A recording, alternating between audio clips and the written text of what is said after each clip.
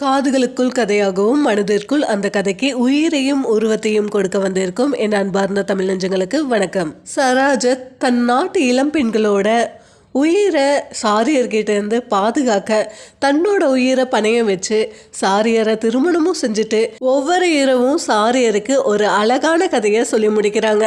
இதை கேட்கறதுக்கு ஒவ்வொரு இரவும் ஆவலோட சாரியரும் அந்த கதைகளை எதிர்பார்த்து காத்துட்ருக்காரு. இந்த இரவும் சராஜத் சொல்கிறா, நான் இவ்வளவு நாள் உங்ககிட்ட சொன்ன கதைகளை விட இந்த கதை இன்னுமே அற்புதமான கதை அப்படின்னு சொல்கிறா.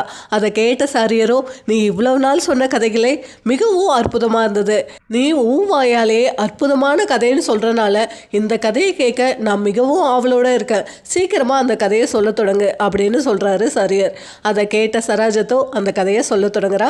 இப்போ வாங்க நாமளும் அலாவுதீனும் அற்புத விளக்கும் அப்படிங்கிற கதையை பார்க்கலாம். அது ஒரு பொல்லாத ஊர். அந்த ஊர்ல இருக்கிற எல்லாருமே மாந்திரிகம் தெரிஞ்சவங்க, மாந்திரிகத்துல கை தேர்ந்தவர்கள். இப்படிப்பட்ட பொல்லாத ஊர்ல ஒரு பொல்லாத மந்திரவாதி வாழ்ந்துட்டு வந்தான். அவனோட பேர் தான் இல்துமேஸ். அவன்தான் இந்த உலகத்தில் இருக்கிற அத்தனை பேர்த்தையும் தன்னோட அடிமையாக இருக்கணும் அப்படின்னு நினச்சிட்டு இருந்தான். இந்த உலகத்தில் இருக்கிற அத்தனை அரசர்களையும் தன்னோட காலுக்கடியில் வச்சிருக்கணும் அப்படின்னு பேராசை கொண்ட அந்த இல்துமேஸ் சம்சுதீன் என்ற பூதத்தை வசியம் செய்யறதுக்காக இரவும் பகலமாக யாகம் செஞ்சு வேள்வியை நடத்திட்டு இருந்தான். அவனோட யாகத்தில் சந்தோஷப்பட்ட அந்த பூதமும் அவனோட கண்ணு முன்னாடி தோன்றியது. அந்த சம்சுதீன் பூதமும், உனக்கு என்ன வேணும், உன்னோட யாகத்தில் நான் மனமகிழ்ந்தேன், உனக்கு என்ன வேணும்னாலும் என்கிட்ட கேளு அப்படின்னு கேட்டுச்சான். அதை கேட்டு அவனும், இந்த உலகமே என்னோட காலடியில தான் இருக்கணும், நான் கேட்கறதெல்லாம் கிடைக்கணும், நான் பார்க்குற அத்தனை பொருளையும் நான் அனுபவிக்கணும் அப்படின்னு கேட்டானா. அதை கேட்ட சம்சுதீனும், நீ கேட்கறது பேராசையா இருக்கு, நீ சுயநலத்து பேர்ல தான் யாகத்தை வளர்த்திருக்க, இதுக்காக என்னால உனக்கு வரம் தர முடியாது அப்படின்னு சொல்லிச்சான். அதை கேட்ட இல்துமேஸோ, நான் இவ்வளவு காலமாக உனக்கு யாகம் செஞ்சதெல்லாம் வீண் தானா அப்படின்னு கேட்டானா.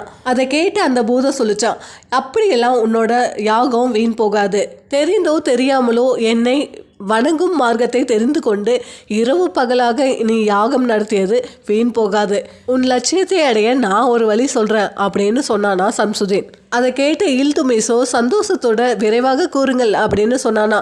அதை கேட்ட சம்சுதீனோ, இது அவ்வளவு எளிதான காரியம் அல்ல அப்படின்னு சொல்லிச்சான். உடனே இல்துமிஸ் சொன்னானா, என்னால் முடியாத காரியம் எதுவுமே இல்லை, இல்துமிஸ் நினைச்சா எது வேணா செய்வான் அப்படின்னு சொன்னானா. அதை கேட்ட சம்சுதீனும், அப்போ நான் சொல்கிற விஷயத்த கேள் அப்படின்னு சொல்ல ஆரம்பிச்சதான்.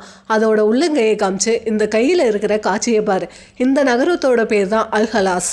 இந்த நகரம் ஒரு சபிக்கப்பட்ட நகரம். இந்த நகரத்தோட எல்லையில் ஒரு குகை பொதிஞ்சு கிடக்கு. நான் சொல்லி கொடுக்கும் மந்திரங்களை, வாசன திரவியங்களை நெருப்புல போட்டபடி நீ சொல்ல பூமி ரெண்டா பிளக்கும். அந்த பிளவு வழியா ஒரு குகையோட வழி தெரியும். அந்த வழியில நீ நடந்து போயிட்டு இருந்தீங்கன்னா அந்த குகையோட மறுமுனையில ஒரு விளக்கு இருக்கு.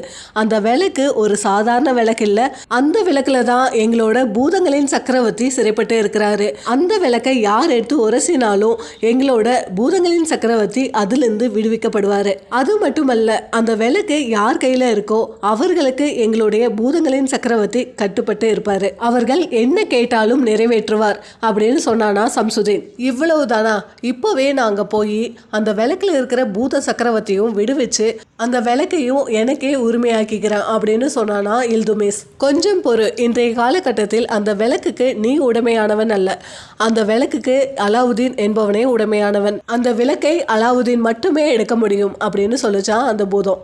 யார் அந்த அலாவுதீன், எங்க இருக்கான் அப்படின்னு கேட்டானா இல்துமேஸ். அவன் பாக்தாத் என்ற நகரத்தில் தான் இருக்கான். காலம் சென்ற ஏழை தொழிலாளி முகமது என்பவரின் மகன் தான் இந்த அலாவுதீன். அப்படின்னா அந்த அலாவுதீனை எனக்கு இப்பவே காட்டி கொடு அப்படின்னு சொன்னானா இல்துமேஸ். அதை கேட்ட சம்சுதீனோ தன்னோட கையால அலாவுதீனையும் அலாவுதீன் இருக்கிற இருப்பிடத்தையும் காட்டி கொடுத்துதான். அதை பார்த்த இல்துமேஸோ, இனி தனக்கு தான் அந்த விளக்கு அப்படின்னு மனசுக்குள்ளேயே ஒரு வஞ்சகமான கணக்கையும் போட்டு முடிச்சானா. அந்த வஞ்சகமான கணக்குக்கு துணை புரியும் விதமா அந்த சம்சுதீன் பூதமோ அவனுக்கு ஒரு மோதிரத்தை பரிசா கொடுத்துதான். நீ இவ்வளவு நாளா என்னை நோக்கி தவம் புரிஞ்சதுக்கு என்னோட இந்த மோதிரத்தை நீ பரிசா வச்சுக்கோ. இந்த மோதிரம் யார்கிட்ட இருக்கோ அவங்களுக்கு கட்டுப்பட்டு தான் நான் இருப்பேன். அவங்க என்னை அழைக்க விரும்பினா இந்த மோதிரத்தை உரசுனா நான் அதுலேருந்து வெளிப்படுவேன்.